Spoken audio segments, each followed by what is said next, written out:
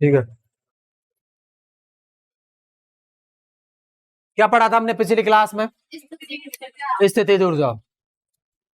एक बार देखो, स्थितिज ऊर्जा मैंने बताई थी, वैसे तो क्या होती है भाई? किसी वस्तु के अभिविन्यास या फिर किसके कारण ऊर्जा?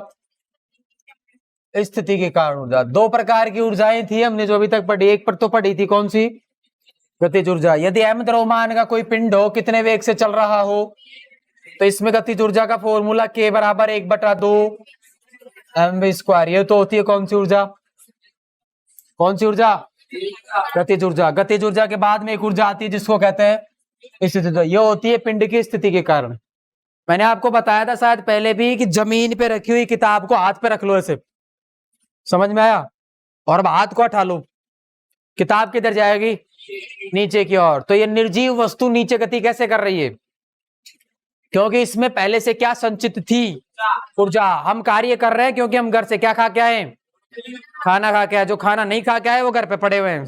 समझ में आ रही बात? आ गई बात समझ में? तो जमीन से उठाया हमने, कार्य किया। कार्य हमने किया, वो कहां गया कार्य? इस वस्तु में या इस किताब में संचित हो गया। कौन सी ऊर्जा के रूप में? स्थितिज ऊर्जा के रूप में। तो अगर मेरे को निकालनी हो स्थितिज ऊर्जा का सूत्र निकालनी हो, मान लीजिए ये धरातल है, धरातल से कितनी ऊंचाई पर ले जाकर के रखना हो, धरातल से किसी वस्तु को उठाकर ले जाना है और कितनी ऊंचाई पर ले जाना है? h ऊंचाई पर ले जाकर के रख देना है। तो भारी बल द्वारा किया गया जो कार्य होगा ना, वही इसके अंदर कौन सी ऊर्जा के रूप में संचित हो जाएगा? स्थितिज ऊर्जा के रूप में। अब कार्य निकालना अपने को आता है। समझ में आ रही कि नहीं आ रही बात? दो सिचुएशन है, देखो इस वस्तु के ऊपर जब ये वस्तु यहां रखी थी तो कितना बल लग रहा था नीचे की ओर? mg। अब विस्थापन किधर करना है मेरे को? ऊपर की ओर। विस्थापन की डायरेक्शन किधर है? ऊपर की ओर। तो मुझे बल भी लगाना पड़ेगा ऊपर की ओर, और उस बल को कहेंगे एक्सटर्नल फोर्स। कौन सा फोर्स? External force. समझ में आ रही कि नहीं आ रही बात? और सबसे बड़ी बात, मेरे को कौन से त्वरण से ले जाना है? जीरो त्वरण से ले जाना है। जीरो त्वरण से ले जाने के लिए मेरे को पता है कि जो बाहरी बल होगा ना वो mg के बराबर ही होगा। याद है आपने निकाला था ये? अरे ये कर लिया ना हमने या नहीं किया अभी तक? मैंने क्या निकाला था देखो ध्यान से। मैंने निकाली थी किसकी वैल्यू? हमने इसकी वैल्यू निकाली थी। किसकी? हमने इसकी वैल्यू निकाली थी, देखो Fe की वैल्यू। ये ऊपर की तरफ गति कर रहा है, ऊपर की तरफ ले जाने वाला बल कौन सा है? जो बाहरी बल लगाया है, Fe। Fe की वैल्यू आ जाएगी, देखो Fe माइनस जो रोकने का काम कौन कर रहा है? Fe minus mg। और इसको बराबर कर देंगे किसके बराबर? ma के बराबर। और त्वरण कितना है? जीरो। तो F ही ma के mg के बराबर आ जाएगा। परिमाण में क्या हो जाएगा? बराबर। समझ में आया? अब बल भी ऊपर की ओर लगाया हमने। बाहरी बल ऊपर है, ध्यान रखना, जबकि गुरुत्वीय बल किधर है? नीचे की ओर। तो मैं तो बाहरी बल के लिए परिभाषित कर रहा हूं कौन सी ऊर्जा को? स्थितिज ऊर्जा को। तो किसी वस्तु को, किसी धरातल पर रखी किसी वस्तु को धरातल से h ऊंचाई पर ले जाने पर उसकी स्थितिज ऊर्जा क्या होगी? उसकी स्थितिज ऊर्जा होगी h ऊंचाई पर ले जाने में बाहरी बल द्वारा किए गए कार्य के बराबर। समझ में आया? और स्थितिज ऊर्जा को हम डिनोट करेंगे Pe से। Pe कौन होती है? P होती है पोटेंशियल एनर्जी। समझ में आया? स्थितिज ऊर्जा को इंग्लिश में क्या बोलते हैं? Potential energy. इसीलिए हम शॉर्ट फॉर्म में P लिख देंगे इसको। क्लियर हो गई बात? अब मुझे अगर P निकालनी है तो कैसे निकालूंगा मैं? मेरे पास देखो इसके अंदर एक तरीका अपनाएंगे।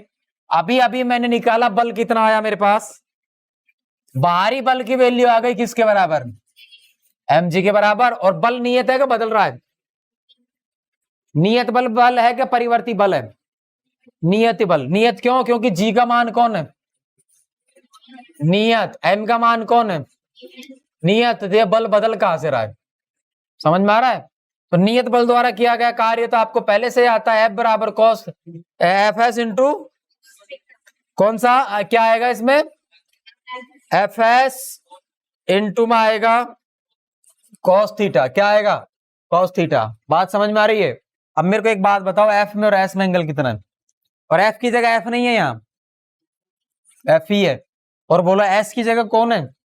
H। याद है क्या सबको? तो मैं इसी इक्वेशन में नीचे लिख रहा हूं, देखो W बराबर आ जाएगा मेरे पास F ही into H into cos theta. Theta की जगह बताओ। 0 डिग्री। 0 कैसे आ रहा है? बाहरी बल तो लगेगा ऊपर की ओर, गुरुत्वीय बल लगेगा नीचे की ओर। तो बाहरी बल जो ऊपर की तरफ लगेगा, ऊपर ही कौन है? विस्थापन। विस्थापन का मतलब H। तो थीटा हो जाएगा 0 डिग्री। समझ में आया? और cos 0 की वैल्यू कितनी होती है? 1। तो यहाँ 0 पुट करेंगे और 0 पुट करने के बाद में आ जाएगी वैल्यू Fe इंटू एच। और Fe की वैल्यू अभी निकाली थी मैंने, mg के बराबर। तो ये वैल्यू हो जाएगी mg इंटू एच। यही कौन सी ऊर्जा हो गई? स्थितिज ऊर्जा। यानी अब मैं देखो W को कार्य को ही ऊर्जा के बराबर लिखूंगा। किसके बराबर? ऊर्जा के बराबर। तो मैं लिखूंगा यहां पर जो कार्य आया है वही ऊर्जा के बराबर। तो W बराबर कौन होगा? P कौन है? Potential energy. तो मेरे पास है पोटेंशियल एनर्जी का सूत्र आ गया mgh। समझ में आया? बहुत ही इंपॉर्टेंट सूत्र है, सबको याद होना चाहिए। सर क्या है मतलब? ये ऊपर ले जाने में उस स्थिति ऊर्जा है, नीचे ये ऊपर जाने की, धरातल से किधर जा रहा है? ऊपर की ओर। तो ऊपर जाने में जितनी हाइट जाओगे उस हाइट को सीधा गुणा कर दो m से और g से, वो उस पिंड के अंदर क्या आ जाएगी? स्थितिज ऊर्जा। समझ में आया? स्थितिज ऊर्जा ऊपर जाने पर बढ़ती है, नीचे आने पर घटती है। क्यों सर? नीचे आने पर h का मान घट रहा है। अरे h का मान घट रहा है। आप बताओ, दो पिंड धरातल से, एक वस्तु को तो रखा हमने स्टूल पर, दूसरी वस्तु को रखा टेबल पर। बताओ दोनों में से उस स्थितिज ऊर्जा। टेबल पे इस किताब को यहां रख रहे हैं, एक तो ये कंडीशन है और एक ये कंडीशन है। कौन सी स्थिति में स्थितिज ऊर्जा ज्यादा होगी इसकी? टेबल पर, क्योंकि टेबल की हाइट, ये टेबल की हाइट h2, ये स्टूल की हाइट hs। टेबल की हाइट ज्यादा होती है किससे? स्टूल से। इसलिए उसमें एनर्जी क्या आएगी? ज्यादा आएगी। जितनी ज्यादा हाइट पे ले जाओगे उतनी ज्यादा एनर्जी होगी, है ना। और एनर्जी आगे पढ़ेंगे, एनर्जी जो है वो संरक्षित रहती। संरक्षित का मतलब नियत रहती है। कौन से बलों के लिए? संरक्षी बलों के लिए। मैंने संरक्षी बल पढ़ा दिया आपको। संरक्षी बल कौन सा बल होता है? ऐसा बल जिसके द्वारा किया गया कार्य किस पे निर्भर नहीं करता? वस्तु की गति के पथ पर। केवल किस पे निर्भर करता है? अंतिम और प्रारंभिक बिंदु पर। मैंने एक एग्जांपल भी बताया था। कौन सा बल संरक्षी बल होता है? गुरुत्व बल। कौन सा बल संरक्षी बल नहीं होता है? घर्षण बल। यदि सड़क खुरदरी है तो अपने को क्या करना पड़ेगा? अपने को सड़क यदि खुरदरी है तो कार्य ज्यादा करना पड़ेगा, और खुरदरी नहीं है तो कार्य कम करना पड़ेगा। समझ में आ रही बात? तो ये अपने को ध्यान में रखनी है बातें। नेक्स्ट देखो, इसके आगे क्या करना है? इसके आगे क्या करना अपने को? इधर देखिए, ये पोटेंशियल एनर्जी आ गई। अब क्या करेंगे? देखो इसके अंदर मैं क्या कर रहा हूं, अपने को इस पोटेंशियल एनर्जी की डेफिनेशन बाहरी बल के लिए दी थी हमने। बाहरी बल द्वारा किया गया कार्य ही किसके रूप में संचित हो जाता है? स्थिति द्वारा। पोटेंशियल एनर्जी की डेफिनेशन मेरे को गुरुत्वीय बल के अकॉर्डिंग चाहिए। अब यही काम आपको गुरुत्वीय बल के कारण निकालो, यही कार्य निकल जाएगा क्या? ये कार्य गुरुत्वीय बल के कारण निकाल रहा हूं। देखो मैं, ये थी अपनी वस्तु, और वस्तु को ले जा तो रहे थे कितनी हाइट पर? h हाइट पर। और नीचे बल कितना लगता है? अगर मैं mg के कारण कार्य निकालता हूं तो वो देखो कैसे आएगा। W जो है वो mg के लिए निकाल रहे हैं। समझ में आ रही बात? बल कितना हो जाएगा? mg। पहले तो फॉर्मूला लिखो, fs इंटू, मेरे को थीटा बताओ। विस्थापन ऊपर, बल नीचे, 180 डिग्री। क्लियर हो रहा है? विस्थापन ऊपर, बल नीचे, बोलो थीटा 180 डिग्री। और कोस 180 की वैल्यू कितनी होती है? -1। समझ में आया? तो मैं यहां लिखूंगा W बराबर, और F कितना है? mg। S की जगह कौन है? H। और cos थीटा की वैल्यू माइनस है। तो भाई अगर आप देखो गुरुत्वीय बल के आधार पर कार्य निकालते हो तो ये आता है, और बाहरी बल के द्वारा कार्य निकालते हो तो आता है प्लस का mgh। याद है? समझ में आया? स्थितिज ऊर्जा होती है ये वाली। क्लियर है? अब मुझे डेफिनेशन देनी है किसके आधार पर? गुरुत्वीय बल के आधार पर। अब मेरे को इसको ऐसा बनाना है तो मैं इसको माइनस से गुणा कर दूंगा। समझ में आ रहा है? तो मैं क्या लिखूंगा? W बराबर आ जाएगा माइनस ऑफ -mgh। अब ये माइनस माइनस गुणा होकर ये बन जाएगा। तो बोलो ये फिर क्या बन जाएगी? अब पोटेंशियल एनर्जी। समझ में आया? तो अब गुरुत्वीय बल के आधार पर इसकी परिभाषा कैसे देंगे? इसकी परिभाषा दी जाती है गुरुत्वीय बल के आधार पर कि किसी वस्तु को धरातल से किसी ऊंचाई तक ले जाने में गुरुत्वीय बल द्वारा किए गए कार्य का ऋणात्मक ही उसमें संचित कौन सी ऊर्जा के बराबर होता है? स्थितिज ऊर्जा के बराबर होता है। नहीं आया समझ में? ये है गुरुत्वीय बल द्वारा किया गया कार्य। इसको माइनस से गुणा कर दो, प्लस बन जाएगा। प्लस होते ही ये कौन सी एनर्जी बन जाएगी? Potential energy. परिभाषा में क्या लिखेंगे कि गुरुत्वीय बल द्वारा किए गए कार्य का ऋणात्मक ही उस वस्तु में संचित स्थितिज ऊर्जा के बराबर होता है। ये डेफिनेशन आ गया। अभी हम आगे लिखेंगे। इसके जस्ट बाद जो नेक्स्ट पॉइंट आता है उसको देखो आप। स्प्रिंग में संचित इस कौन सी एनर्जी? स्थितिज ऊर्जा। फटाफट लिखो इसको, नेक्स्ट टॉपिक को लिखो। स्प्रिंग में स्थितिज ऊर्जा। नेक्स्ट टॉपिक का नाम लिखिए स्प्रिंग में स्थितिज ऊर्जा। स्प्रिंग में स्थितिज ऊर्जा। अब करना क्या आपने को, देखो ये कौन है भाई? ये कोई स्प्रिंग है। इस स्प्रिंग को अपनी मूल स्थिति से खिसकाना आपने को। यहां एक पिंड लटका देते हैं या लगा देते हैं, और ये घर्षण रहित सतह है। कैसी सतह? घर्षण रहित सतह। घर्षण रहित सतह। ध्यान रखना, स्थितिज ऊर्जा का कॉन्सेप्ट केवल कौन से बलों के काम में आता है? संरक्षी बलों के लिए। असंरक्षी बलों के लिए किसकी डेफिनेशन नहीं लिखी जाती? स्थितिज ऊर्जा की। इसीलिए मैंने देखो घर्षण को हटाया है, क्योंकि घर्षण कौन सा बल है? असंरक्षी बल। ताकि सारे बल इसमें कौन से रहे? संरक्षी। अब आप देखो सबने स्प्रिंग देखी है। स्प्रिंग सबसे पहले हम देखते हैं पेन में। पेन में स्प्रिंग आती है। उस स्प्रिंग को ऐसे दबाओगे तो भी वो अपने दबने का विरोध करेगी। पिचकाओगे तो लंबाई को कम कर रहे हो, तो लंबाई के कम करने का विरोध करेगी कौन? स्प्रिंग। और आपके हाथ पर बाहर की तरफ क्या लगाएगी? बल। और अगर खींच रहे हो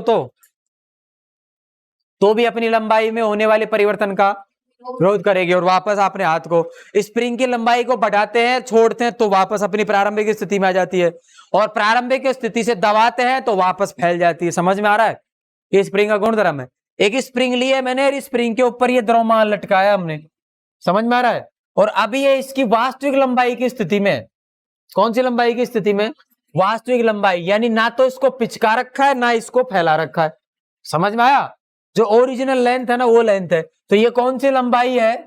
वास्तविक लंबाई। और अब हम क्या करते हैं, इसी को इस बिंदु को पकड़कर हाथ से और इसको खींच कर छोड़ देते हैं। मैं इसको देखो यहां ले आया, और ये इसकी नई स्थिति है। कुछ समझ में आ रहा है? इस बिंदु की ये नई स्थिति है। मैं मान लेता हूं कि मैंने यहां से यहां तक कितना खिसकाया? इसको x खिसका दिया। समझ में आ रही बात?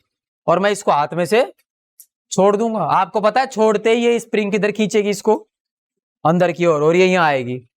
इसको कहते हैं माध्य स्थिति। कौन सी स्थिति कहते हैं? माध्य स्थिति। समझ में आ रहा है? आगे भी पढ़ेंगे वैसे, ये एसएचएम में डिटेल में पढ़ते हैं, सरल आवर्त गति के अंदर, और भी डिटेल में पढ़ेंगे। अभी मैं क्या करना चाह रहा हूं, देखो ये स्प्रिंग अपने आप ही चली गई कि कोई ले गया होगा? ले गया होगा। तो किसी ने बल लगाया होगा। क्या लगाया होगा? और उसने बल लगाकर कार्य किया होगा इसके ऊपर। समझ में आ रहा है? जो कार्य किया गया होगा वही स्प्रिंग में संचित हो गया होगा। कौन सी ऊर्जा के रूप में? स्थितिज ऊर्जा के रूप में। समझ में आया? तो इस पर लगने वाले स्प्रिंग बल के साथ में इसकी एनर्जी निकाल देंगे हम। तो एक वैज्ञानिक आया जिसने क्या बताया? एक वैज्ञानिक था जिसका नाम था,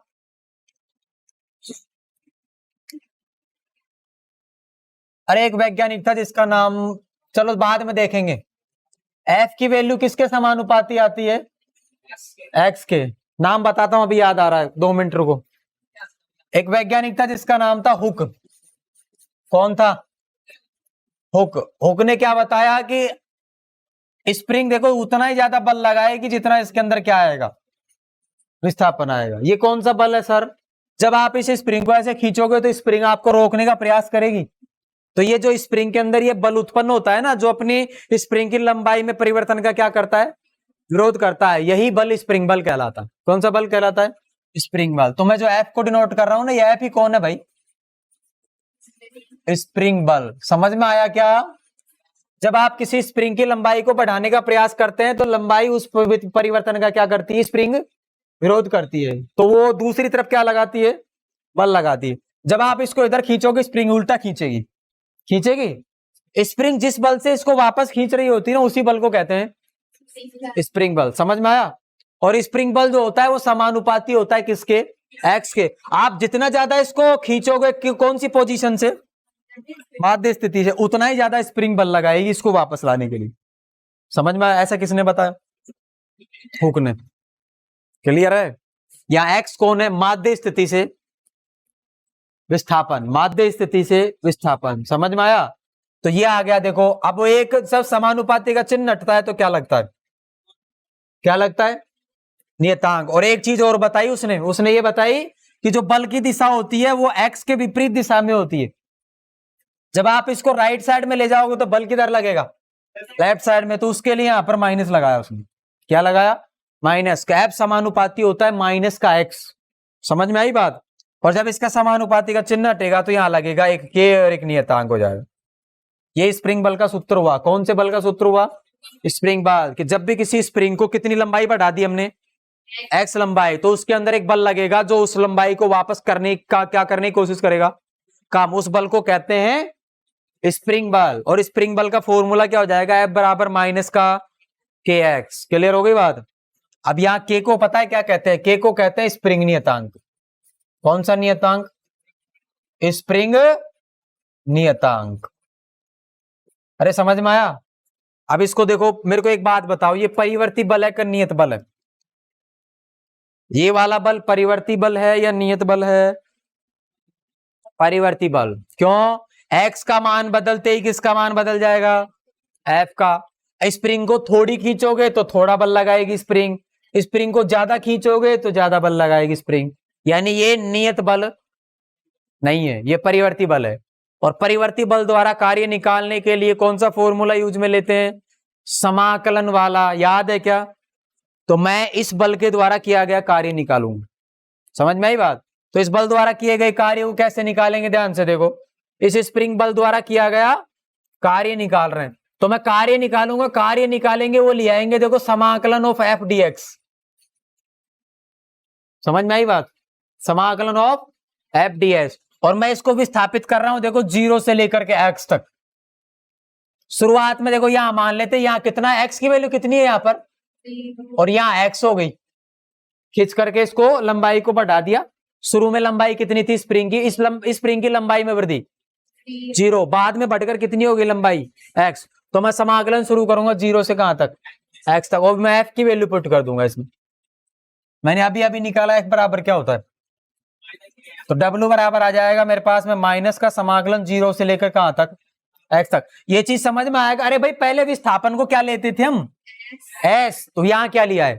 एक्स। एक ही बात है, और घबराने की जरूरत नहीं है। इसलिए देखो वहां डीएस लिखते थे, यहां क्या लिख दिया मैंने? डीएक्स। क्लियर हो गई बात? अब अपने को करना क्या है, इसमें एफ की जगह वैल्यू पुट करो माइनस का के एक्स। माइनस को मैंने बाहर ले लिया, ये आ गया के और ये आ गया एक्स और ये डीएक्स।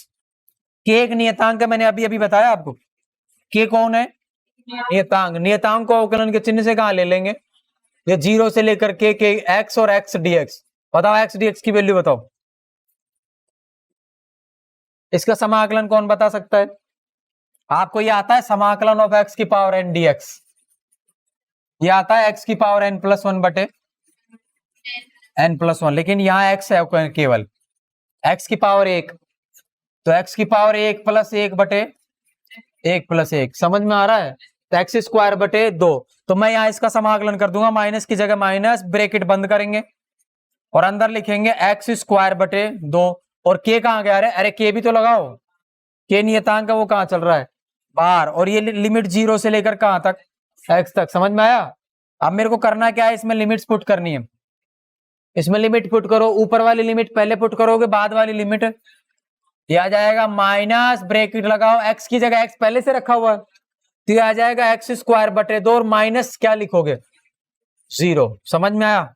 तो डब्ल्यू बराबर माइनस का के एक्स स्क्वायर। यही कार्य स्प्रिंग में किसके रूप में संचित होगा?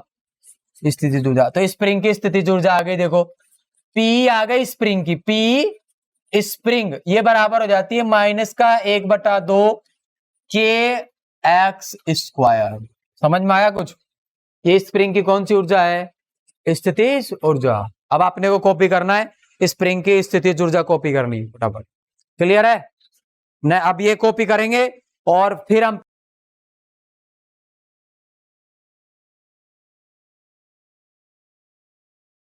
सिद्धांत। ऊर्जा संरक्षण का सिद्धांत स्टार्ट कर रहे हैं। क्या कर रहे हैं? ऊर्जा संरक्षण का सिद्धांत। ऊर्जा संरक्षण का सिद्धांत क्या कहता है अपने को? यह सिद्धांत यह कहता है कि यदि किसी निकाय पर केवल कौन से बल लग रहे हो? संरक्षी बल, तो उस निकाय की कुल ऊर्जा हमेशा नियत रहती है। कौन से बलों के लिए आता है? केवल ये संरक्षी बलों के लिए। यदि यदि यदि किसी निकाय पर संरक्षी बल लग रहे हैं तो उस निकाय की पोटेंशियल एनर्जी और काइनेटिक एनर्जी का योग हमेशा क्या रहता है? नियत, यानी ये बढ़ता नहीं है। और इसका देवभाव अवकलन करो या परिवर्तन लिख दो इनके अंदर। पोटेंशियल एनर्जी में परिवर्तन क्या लिखोगे? Delta P. और काइनेटिक एनर्जी में परिवर्तन क्या लिखोगे? डेल्टा की। और नियतांक में कोई परिवर्तन होता ही नहीं है। नियतांक का परिवर्तन कितना होता है? 0। तो ये भी लिख सकते हैं। तो ये दो स्टेटमेंट है। ये दो स्टेटमेंट कौन से संरक्षण के हैं? ऊर्जा संरक्षण की। याद रखना है। समझ में आया? इसका सिंपल मतलब ये है कि यदि किसी निकाय के पास में टोटल एनर्जी 10 जूल है, टोटल एनर्जी कितने जूल है? 10 जूल। और अब निकाय में कुछ परिवर्तन होते हैं, लेकिन कौन से बल नहीं लग रहे हैं? असंरक्षी बल। कौन से बल लग रहे हैं? संरक्षी बल। और निकाय में कुछ परिवर्तन होते हैं, तो निकाय की कुल ऊर्जा तो उतनी रहेगी। कितनी? 10 जूल, जितनी पहले थी। इनमें अंतर कुछ बदल सकता है। जब ये 10 जूल थी तो पहले ये 5 जूल थी, और ये कितनी जूल थी? 5 जूल। 5 और 5 कितनी हो गई?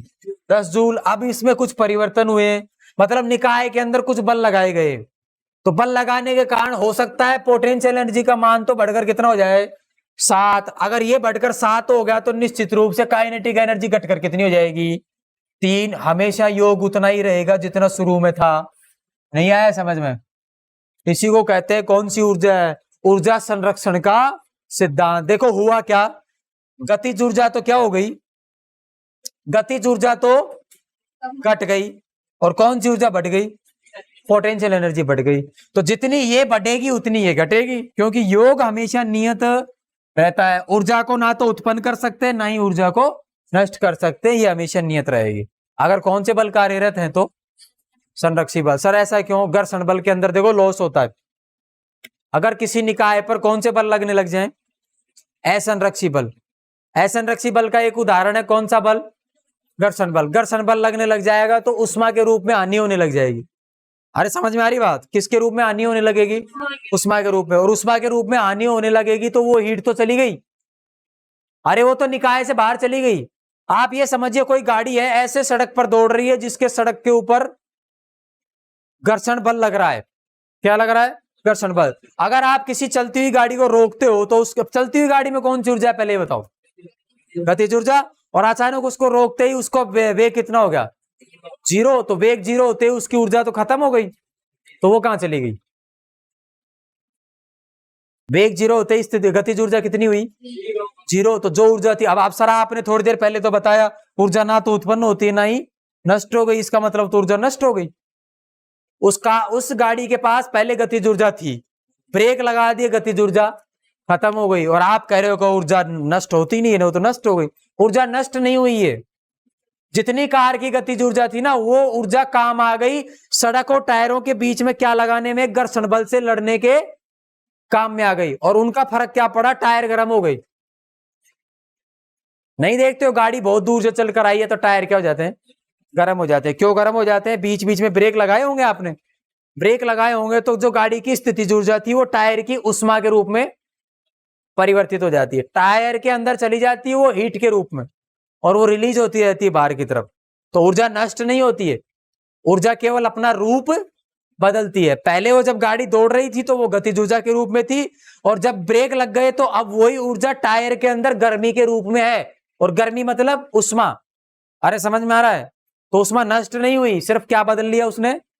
रूप बदल लिया। क्लियर हो गई बात? हम यहां भी देखो यही पढ़ेंगे कि हम ये पढ़ेंगे कि ऊर्जा संरक्षण के अंदर रूप बदलता है। देखो अब मैं क्या लिख रहा हूं, नेक्स्ट टॉपिक का नाम लिखेंगे सबसे पहले तो किसमें? मुक्त पतन करती वस्तु, या मुक्त पतन में लिख देता हूं मैं, मुक्त पतन में ऊर्जा संरक्षण। समझ में आया? एक ही बात है। मुक्त पतन में कौन सा संरक्षण? ऊर्जा संरक्षण। हो क्या रहा है पहले तो ये ध्यान से देखिए। धरातल से कितनी ऊंचाई पर से एक वस्तु को छोड़ा जा रहा है? ये मान लीजिए कितनी ऊंचाई है? h ऊंचाई पर इस बिंदु का नाम क्या दे देते हैं, और ये m द्रव्यमान की वस्तु को यहां से स्वतंत्रता पूर्वक छोड़ा जाएगा। जब स्वतंत्रता पूर्वक छोड़ोगे तो यहाँ u कितना होगा, 0। ये चीज क्लियर है आपको। और थोड़ी देर के बाद ये नीचे आ जाती है, मान लीजिए कौन से बिंदु पर आ जाती है, बी पर, और मैंने मान लिया ये ऊपर से कितनी चलती हुई आ गई, x। तो बताओ ये कितनी बची, h माइनस x। कुछ समझ में आया? अब मैं आपके सामने ये सिद्ध कर रहा हूं कि a पर जितनी ऊर्जा है उतनी b पर, और b पर जितनी है उतनी c पर। इस बिंदु का क्या नाम देंगे, c। समझ में आया? पहले तो मुझे बताओ a पर केवल कौन सी ऊर्जा है इसके पास। मैं लिख रहा हूं a के लिए, a के लिए जब आप लिखोगे तो a पर वस्तु क्या है, a पर वस्तु का वेग 0, अतः गतिज ऊर्जा 0। समझ में आया कुछ? a पर ऊंचाई h कितनी है, h। तो पोटेंशियल एनर्जी बताओ, mgh। उसके बाद लिखेंगे t, t कौन है सर, टोटल एनर्जी। नहीं आया समझ में? टोटल एनर्जी हो जाएगी kinetic energy plus potential energy. Kinetic energy कितनी थी, 0। पोटेंशियल एनर्जी कितनी थी, mgh। तो बोलो टोटल कितनी हो गई, mgh। और ये कौन से बिंदु पर निकाली है, a पर। Total energy at point a, और ये किसके बराबर आ गई, mgh के बराबर। इसको समीकरण क्या नाम देंगे, 1। ये कौन से बिंदु पर टोटल एनर्जी निकाल दी मैंने, 1 पर। अब देखना आप दूसरे बिंदु पर भी निकलेगी यही। मैं कौन से बिंदु के लिए लिख रहा हूं, अब ये यहां लिख रहा हूं बिंदु b के लिए, बिंदु b के लिए। अब आप एक बात बताओ, जब इसको छोड़ोगे तो गति कहां से प्रारंभ होगी, गति कौन से बिंदु से शुरू होगी, a से, और कहां पर पहुंच गए, b तक। a से b तक चल रहे हैं तो b पर वेग क्या मान लेता हूं मैं, यहां पर प्रारंभिक वेग 0, और यहां पर वेग कितना माना था हमने, मैं मान लेता हूं b पर वेग जो है वो v के बराबर है। अरे 0 थोड़ी होगा वेग, कुछ वेग होगा, और उस वेग का मान कैसे निकालूंगा मैं। और यहां से आते आते टाइम त्वरण कितना है, जी के बराबर। मुक्त पतन में त्वरण कितना होता है, जी के बराबर। गति के थर्ड समीकरण से, कौन से समीकरण से, थर्ड समीकरण। थर्ड समीकरण ये कहता है v स्क्वायर बराबर u स्क्वायर प्लस 2ax। तो यहां भी तो दूरी x ही हुई है ना भाई, कितनी दूरी आए थे, x। a से b तक कितनी दूरी आए थे, x। लेकिन यहां त्वरण को क्या करोगे, g। तो b पर वेग आ जाएगा, देखो v स्क्वायर बराबर 0, u का मान कितना पुट करोगे, 0। 0 प्लस 2g x। समझ में आया? ये v स्क्वायर की वैल्यू हो गई। क्लियर है? अब अगर आपको v स्क्वायर की वैल्यू मिल गई तो आप मेरे को b पर गतिज ऊर्जा बताओ, 1/2 mv स्क्वायर। तो 1/2 mv स्क्वायर, v स्क्वायर तो ये रहा, v स्क्वायर कितना है भाई, 2gx। तो 1/2 m इंटू 2gx। नहीं आया समझ में, 2 से 2 कैंसिल आउट। तो यहां पर देखो k आ गया मेरे पास में mgx। समझ में आया? p पर पोटेंशियल एनर्जी बताओ, b पर स्थितिज ऊर्जा,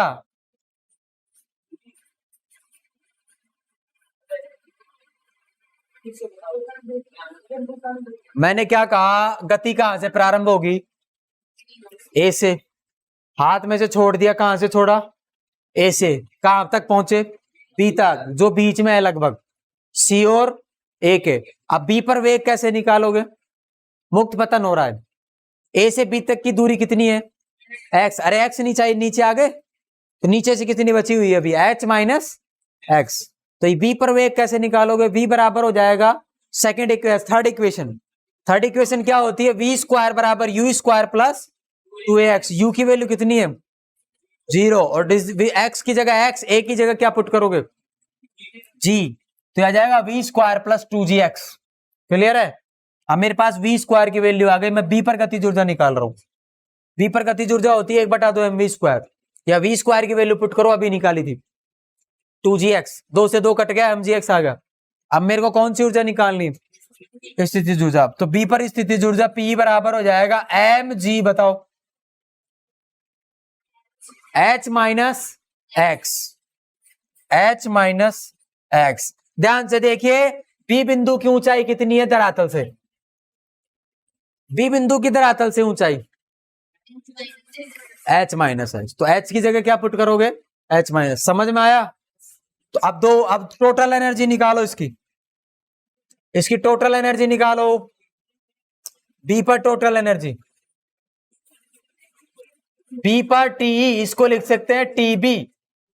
टीबी आ जाएगा kinetic energy plus potential energy. Kinetic energy बताओ, kinetic energy M G x.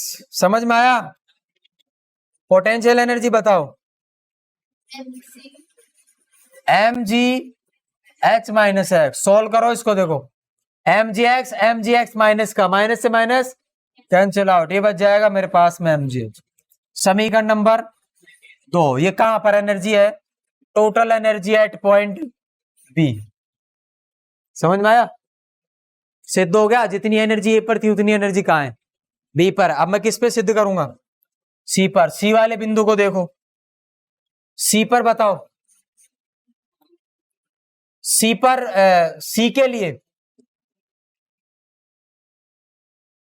लिए ध्यान से देखो, गति प्रारंभ कहां से होती है? ए से सीधा कहां पर पहुंच रहे हैं? सी पर। दूरी कितनी तय करके आए हैं? एच। और मैं यहां मान लेता हूं यहां वेग कितना है? V dash. और वी डैश की वैल्यू आ जाएगी, वी डैश का स्क्वायर हो जाएगा you square plus 2a x. और बोलो एक्स की जगह क्या लिखूंगा? एच। तो मैं यही लिख देता हूं भाई इसमें सीधा। नहीं आया समझ में? कितनी दूरी तय करके आ रहे हो? एच। और अब देखो वी डैश का स्क्वायर, ये 0, यू कितना रहेगा? 0। यहां यू 0 है भाई ए पर, और प्लस में लिखूंगा 2GH। समझ में आया? अब मेरे को धरातल पर नीचे वो निकालनी है, कौन सी ऊर्जा? कौन सी ऊर्जा निकालोगे?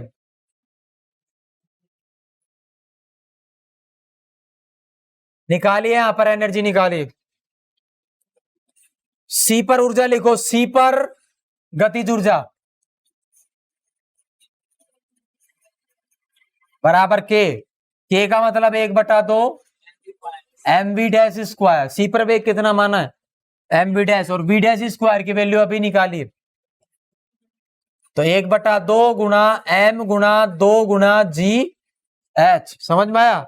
2 से 2 कैंसिल आउट, के बराबर क्या आया? M G H. अब मेरे को बिंदु सी पर पोटेंशियल एनर्जी, सी पर स्थितिज ऊर्जा बताओ।